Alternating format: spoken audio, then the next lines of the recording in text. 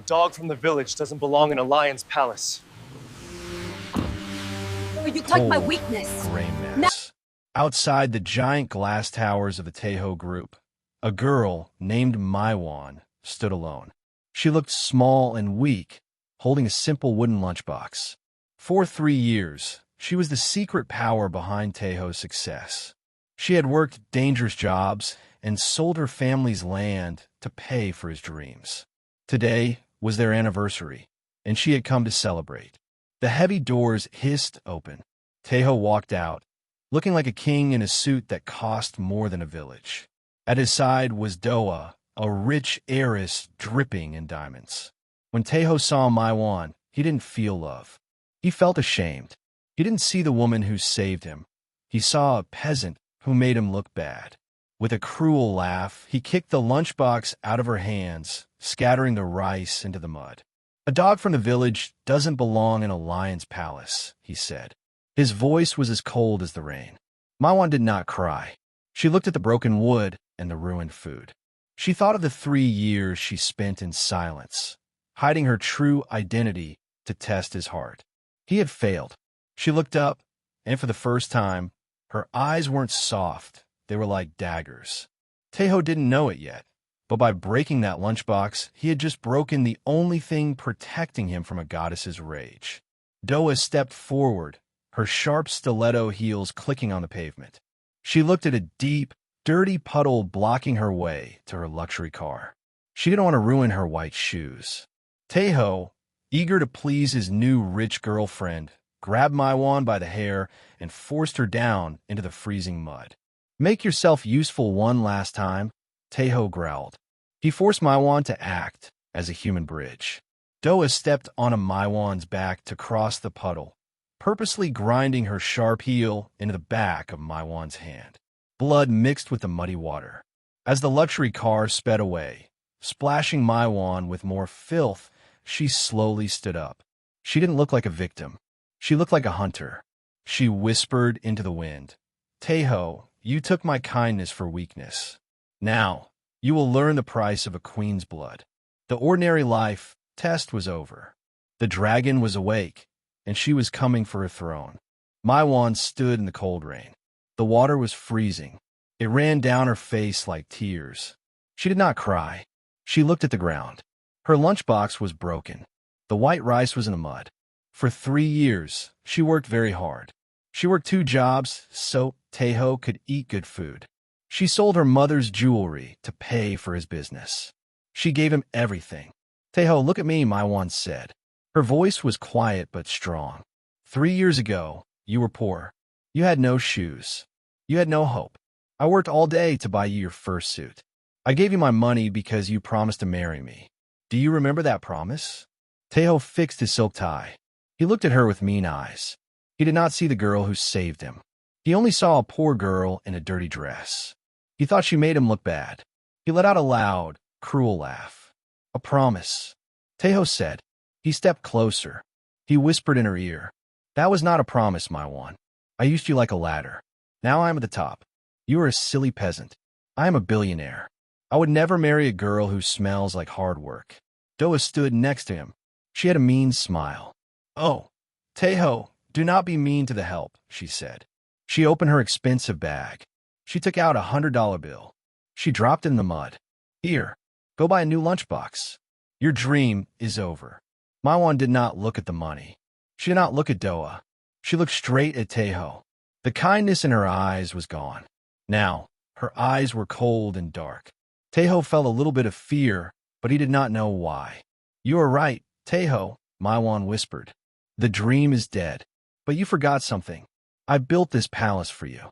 When you fall, remember this moment. You chose a small stone. You threw away the dragon who gave you wings." Tejo felt a strange chill. He pushed it away. He turned his back on her. He walked to his fast car. He thought he was leaving a poor girl. He did not know the truth. He was walking away from the only person who could save him from the storm coming to destroy him. Maiwan walked alone down a dark street. The rain was still falling. The city lights were far away. Suddenly, 2 large black vans stopped in front of her. 6 men jumped out. They wore dark clothes and looked very mean. They carried heavy metal pipes. One man stepped forward. He had a big scar on his face. "The Lady Doa says you are a stain," the man said. His voice was rough and scary. "We are here to wash you away. We will take you far from this city. If you fight us, we will break your legs." He laughed. The other men laughed too. They thought Maiwan was just a weak girl from a small village. Maiwan did not run. She did not scream. She stood very still. She put her hair behind her ear. Her eyes were sharp like a hawk. "I'm giving you one chance," she said. Her voice was cold. "Leave now, and you can still walk. Stay, and you will never stand up again." The men grew angry. "Get her," the leader yelled. One man swung a heavy pipe at Maiwan's head. But Maiwan was very fast. She moved to the side. The pipe hit nothing. In one quick move, Maiwan hit the man's wrist. There was a loud crack. The pipe fell to the ground. The man screamed and fell down. Two more men ran at her. Maiwan jumped high into the air. She kicked the first man in the chest. He flew backward and hit the van. She landed softly and grabbed the next man's arm. She twisted it behind his back. With a simple push, he crashed into the hard ground. The rest of the men froze. They were terrified. They had never seen a girl fight like this. This was not a simple village girl. This was a professional fighter. The leader tried to run away, but Maiwan was already behind him. She tapped a spot on his neck. His body went weak, and he fell into the mud. Maiwan stood in the middle of the fallen men. Her dress was dirty, but she did not look poor. She looked like a queen on a battlefield. She took a cell phone from the leader's pocket. She saw a message from Doa. It said, "Make sure she never comes back." Maiwan deleted the message. She dropped the phone into a deep puddle. She looked at the men on the ground. "Tell your mistress the city is small," Maiwan said. "But my shadow is very long." She turned and walked away into the dark. She was not a victim. She was the boss. A line of black luxury cars drove through the city. People on the street stopped to look. In the middle was a very expensive car with dark windows. Inside sat Master Dawn. He was the most powerful man in the world of money. Everyone feared him. Taeho feared him most of all. Taeho wanted to show Dawn that he was a great leader. He wanted Dawn to give him more money and power. Taeho spent millions of dollars to get ready for this day. He rented the biggest hotel. He bought the best food and the most expensive wine. He put gold flowers everywhere. He wore a suit that cost as much as a house. Doa stood by his side. She wore a red dress with many diamonds. They both smiled. They thought they were the king and queen of the city. The car door opened. Master Dawn stepped out. He did not look at the gold flowers. He did not look at the fancy food. His face was very serious. He held a small, old photo in his hand. The photo was of a young girl with a green jade pendant. She was the missing princess. She was the daughter of the great Mafia boss. Dawn had promised to find her. He knew that if he failed, his life would be over. Taeho ran to Dawn. He bowed very low. "Welcome, Master Dawn." Taeho said, "I have prepared everything for you. Please come inside and see my success." Taeho pointed to the big building with his name on it. He wanted Dawn to see his wealth. Dawn looked at Taeho. His eyes were cold. "I'm not here for a party, Taeho," Dawn said. "I am looking for someone, a girl who lived in the village. She is more important than your buildings and your gold." Taeho laughed. He thought Dawn was joking. "A village girl? Why look for a peasant, master? They are dirty and useless. I just threw one out of my office yesterday." Dawn stopped walking. He looked at the photo. Then he looked at the mud on the ground. He felt a strange feeling in his heart. He did not know that the peasant Taeho hated was the princess he was looking for. Taeho kept talking about his money. He did not know he was making a big mistake. The master was close. The truth was closer. Maiwan did not leave the city. She went to a tall building across the street from Taeho's office. This was the Dragon Star Group. It was the biggest rival to Taeho's company. Taeho did not know that this company was secret. It was owned by a group that worked for Maiwan's father. Maiwan walked inside. She did not wear a fancy suit. She wore a simple gray uniform. She took a job as a cleaner. She wanted to watch Taeho from the shadows. She wanted to see him feel proud before he lost everything. Maiwan spent her days mopping the floors. She cleaned the glass doors until they shined. She looked like a nobody. People walked past her and did not say hello. Some people were mean. They dropped trash on the floor just to make her work more. Maiwan only smiled. She knew a secret they did not. One afternoon, Taeho came to the building. He was there for a big meeting. He wanted to buy land that Dragonstar also wanted. He saw Maiwan holding a mop near the elevator. He stopped and laughed very loud. Doa was with him. She pointed at Maiwan and giggled. "Look at you," Taeho said. He was happy to see her struggling. From a village girl to a floor cleaner. "I told you that you were useless, Maiwan. This is where you belong. You belong at my feet." He reached into his pocket. He pulled out some small coins. He threw them at the floor near her bucket. "Here's a tip. Clean well. Maybe one day you can buy a real meal." Doa stepped on the wet floor Maiwan had just cleaned. She left dirty footprints everywhere with her expensive shoes. "She is so sad," Doa said. "She really thought she could stay in our world." Maiwan did not get angry. She did not pick up the coins. She stood tall and looked Taeho in the eyes. Her eyes were so sharp that Taeho stopped laughing. "The floor is easy to clean, Taeho," Maiwan said quietly. "But your soul is covered in dirt. That dirt will never wash off. You are so busy looking down that you do not see the trap closing around you." Taeho felt a shiver of fear again. He hated that a cleaner made him feel small. "Shut up," he yelled. "I am a king. You are nothing." He ran into the elevator. He did not know that hidden cameras were watching him. In a dark room upstairs, a man in a black suit watched the screen. He saw the coins on the floor. He saw the bruise on Maiwan's hand. He picked up a phone. "The target is here," the man said. "Start the countdown. We will take his company by Friday." Maiwan picked up her mop. She began to clean the dirty footprints Doa had left behind. She was not sad. She was waiting. The higher Taeho climbed, the harder he would hit the ground. She was the one holding the rope. Taeho sat in his large office. The room was quiet, but his heart was beating very fast. He was very worried. His company was losing money every day. He needed a brilliant plan to show Master Dawn. If he did not impress the Master, he would lose his power and his wealth. He began to search through the old files on his desk. He found a blue folder at the bottom of a stack. It was a business proposal Maiwan had written months ago. She had left it behind on the day he kicked her out. Taeho opened the folder and read the pages. His eyes grew wide with greed. The plan was perfect. It described a way to control all the trade in the city using a secret system. It was the work of a genius. Taeho did not think about Maiwan's hard work. He did not feel bad for stealing. He took a black pen and crossed out Maiwan's name. He wrote his own name in big, bold letters. "I'm a genius," Taeho whispered to himself. He felt powerful again. He called his secretary into the room.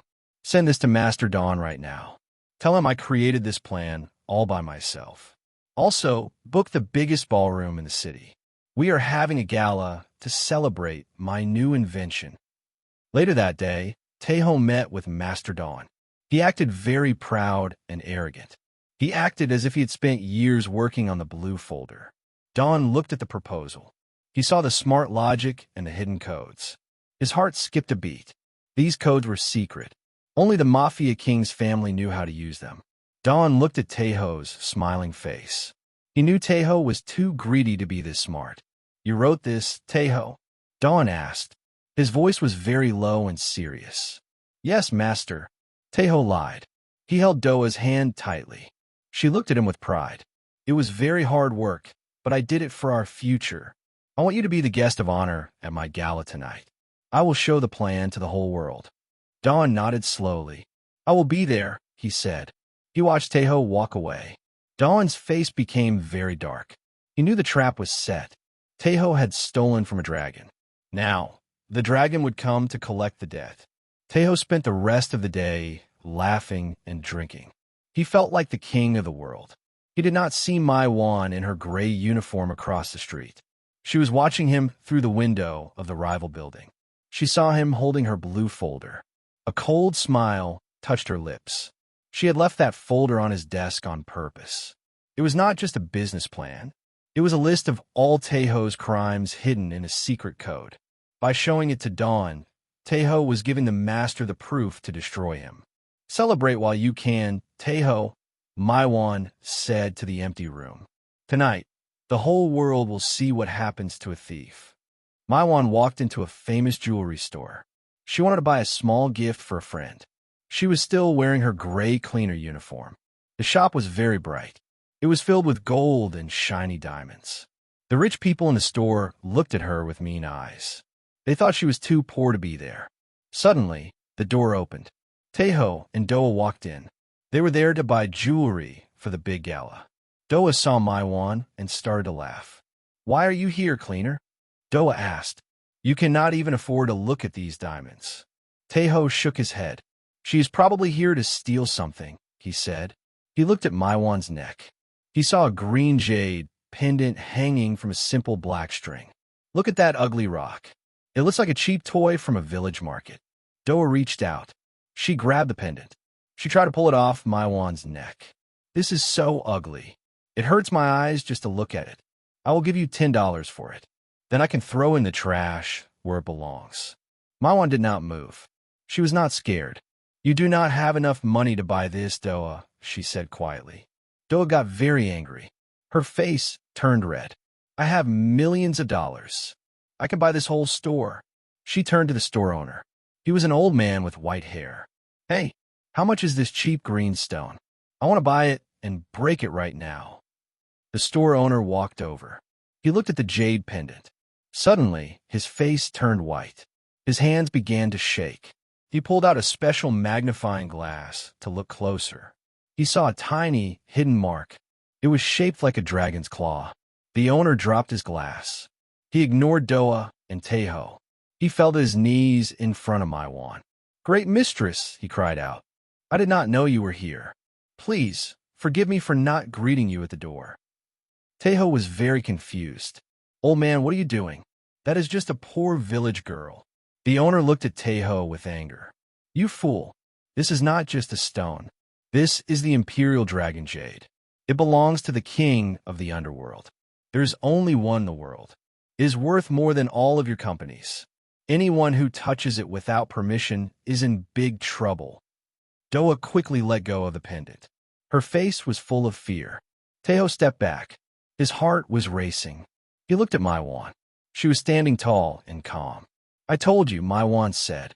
Her voice was cold. "You cannot afford me, and you cannot afford my family." She turned and walked out of the store. The owner stayed on his knees until she was gone. Taeho looked at his hands. For the first time, he felt a deep fear. He began to realize that the girl he threw away was actually a queen. The night of the grand gala finally arrived. The city's biggest hotel was glowing with bright golden lights. Many famous and rich leaders walked up the long red carpet. They wore expensive silk clothes and heavy, shiny jewels. Taeho stood at the top of the stairs. He felt like a king. He was wearing a brand new suit, and he held a glass of expensive champagne. Next to him, Doa smiled. Her dress was covered in diamonds that sparkled like the stars. "Tonight is my big night," Taeho said. He felt very proud. "Once Master Dawn sees my plan, I will be the most powerful man in the city. Everyone will bow to me." Suddenly, the music stopped playing. The guests began to whisper and point. A girl was walking up the red carpet. It was Maiwan. She was not wearing a fancy ball gown. She was wearing her old, faded floral dress from her small village. Her shoes were worn out and dusty. She looked completely out of place among the rich people and their gold. Taeho's face turned bright red with anger. He felt very embarrassed. How could this peasant show up at his perfect party? He marched down the stairs. The crowd opened up to let him through. He wanted everyone to see him humiliate her. "How dare you come here?" Taeho yelled. His voice was very loud and angry. It echoed through the giant room. "I told you that you're trash. You are a stain on this beautiful floor. Guards, get over here right now." Doa walked over, laughing at Maiwan. She looked at the other guests and pointed. "Look at her. This girl thinks she belongs with us." She probably snuck in through the kitchen to steal some food because she is hungry. Doa took a glass of dark red wine. She leaned forward and poured the liquid over Maiwan's shoulder. The wine soaked into the simple floral dress. There. Now you look even more like a beggar. The rich guests started to laugh. They made mean jokes and pointed their fingers. Teho felt powerful. He wanted to break her spirit in front of everyone. Guards, grab her, drag her out of here, and throw her into the street. If she comes back, call the police. I want her arrested for being here. The guards moved forward to grab Maiwan's arms. But Maiwan did not move. She did not look sad or scared. She stood in the middle of the room, soaked in wine, and looked at Teho with a very cold smile. You should be careful, Teho, Maiwan said. Her voice was quiet, but everyone could hear it because the room was so still. The door is open for everyone tonight. But for you, it is about to close forever. The guards reached out to touch her. Suddenly, a loud, booming voice came from the entrance. Stop! Do not lay a finger on her. Teho looked up. His heart stopped beating for a second. Master Dawn was standing at the door. He looked furious. He was not looking at Teho or the guards. He was looking at the girl in the wet, simple dress. The entire room went silent. The trap was ready to spring. The room became very quiet. You could only hear the sound of the rain hitting the windows. Master Dawn walked into the middle of the big room. His face was very pale. He looked like he was seeing a ghost. Teho did not see the fear on the older man's face.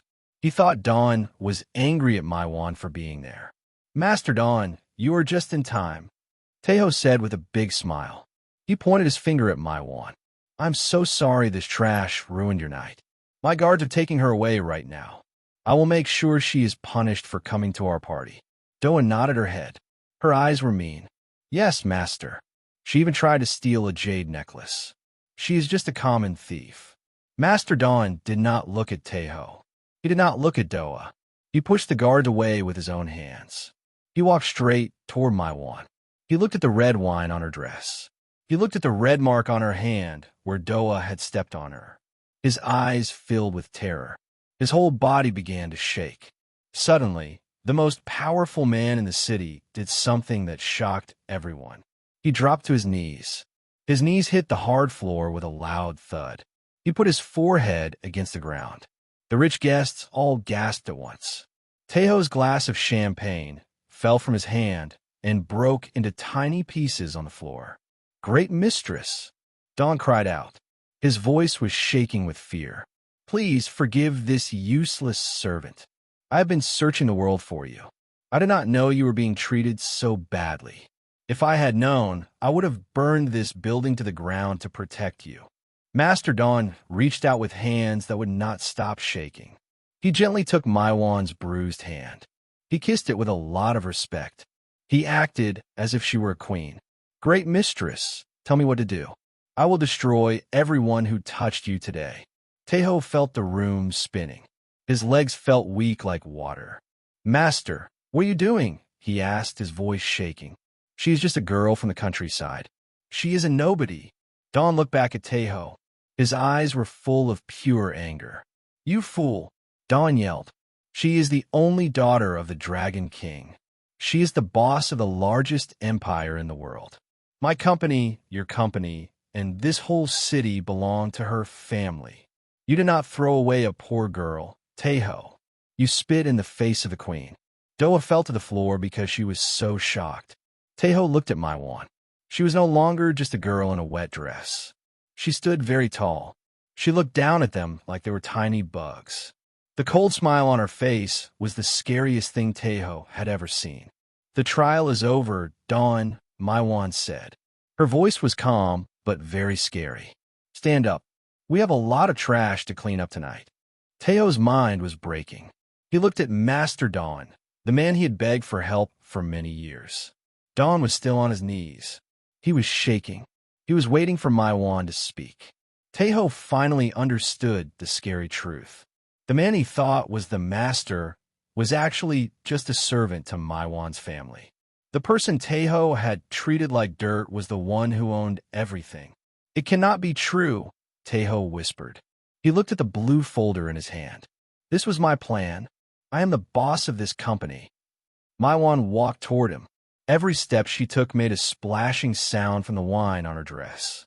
She reached out and took the blue folder from his shaking hands. This plan was never yours, Taeho, she said. I wrote it to help you when I loved you. But because you stole it, I turned it into a trap. Look at the very last page. Taeho turned to the last page. His eyes grew very wide. It was not a business plan. It was a legal paper. By writing his name on the front to steal the credit, he had signed a contract. He had given every house, every car, and every cent he owned to Maiwan's secret company. He had given everything back to her without knowing it. Dawn, Maiwan said. She did not look at Taeho anymore. Take it all. Take the office, the cars, and even the expensive suit he is wearing. He told me I smell like hard work. Let him remember what hard work feels like. Dawn stood up. He was no longer a shaking servant. He was now the scary master again. He looked at his guards. Take everything, Dawn ordered. Take his watch. Take his shoes. Throw him and that woman out into the mud right now. The guards moved very fast. They grabbed Taeho and Doa. They did not care about their screams or their cries. They dragged them through the big ballroom. The rich guests who had laughed at Maiwan now turned their backs on Taeho. In just 1 minute, he went from a billionaire to a beggar. The guards threw Taeho and Doa out of the front doors. They landed hard in the cold, dirty rain. Taeho looked at his hands. He had no shoes. He had no money. He was back in the mud, just like the day Maiwan first found him 3 years ago. Maiwan stood at the top of the stairs. She looked down at him one last time. 3 years ago, I gave you everything because I believed in you, she said. Today, I take it all back because I know who you really are. You're not a king, Taeho. You're just a man who forgot who gave him wings. She turned around and walked back into the bright light of the hotel. The heavy doors closed with a loud bang. Taeho was left alone in the dark, screaming her name into the rain, but no one was listening. Maiwan arrived at the gates of a giant palace. It was hidden high in the mountains. This was the home of the Dragon King, the most powerful man in the world. For 3 years, Maiwan lived like a poor girl to test Taeho's heart. Now, the test was over. The gates opened, and hundreds of men in black suits bowed their heads. Welcome home, princess, they shouted together. Their voices were like thunder. Maiwan walked inside. She was no longer wearing the dirty floral dress. She wore a long robe made of black silk and gold thread. On her neck, the green jade pendant glowed brightly. She walked into the throne room. An old man with a strong face sat on a gold chair. This was her father. He stood up and hugged her. You are back, the king said. Did you find what you were looking for in the city? I found the truth, father, Maiwan said. Her voice was calm and steady.